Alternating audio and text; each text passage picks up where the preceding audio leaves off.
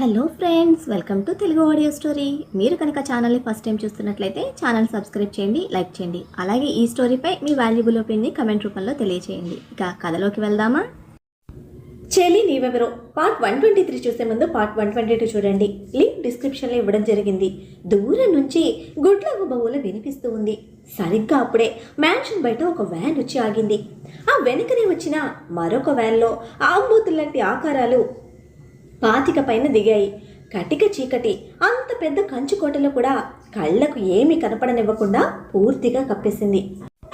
భారంగా రెండు కాళ్ళు మాత్రం ఆ చీకటిలో బరువుగా నెమ్మదిగా అడుగులు ముందుకు వేస్తున్నాయి.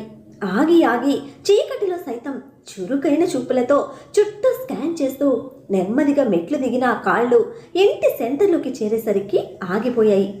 ఎదురుగా ఉన్న భారీ కటౌట్ని చూసి చీకట్లో సైతం ఆ నిలువెత్తు విగ్రహాన్ని చూస్తున్న వాడికి బాగా తెలుస్తోంది అది రాణా అని. అడ్డు తప్పుకో నా దారికి అని వాడు బొంగురు గొంతుతో బెదిరించాడు. ఇంత పర్ఫెక్ట్గా నా స్కెచ్లో ఇరుక్కున్నందుకు కంగ్రాచ్యులేషన్స్ అన్నాడు రాణా కోపంతో కూడిన వెటకారంతో నవ్వుతూ. బొంగురు గొంతుగాడి సైడ్ నుంచి ఆన్సర్ లేదు.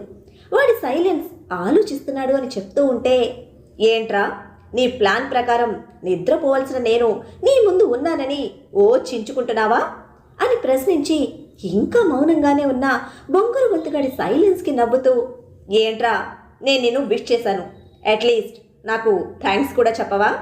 మీ అన్న నీకు ఇటువంటి మంచి హ్యాబిట్సే నేర్పలేదా అంటూ ఉంటే ఎలర్ట్ అయ్యాడు బొంగురు గొంతువాడు. అర్థమైపోయింది వాడికి తను ఎవరో రాణాకి తెలిసిపోయిందని.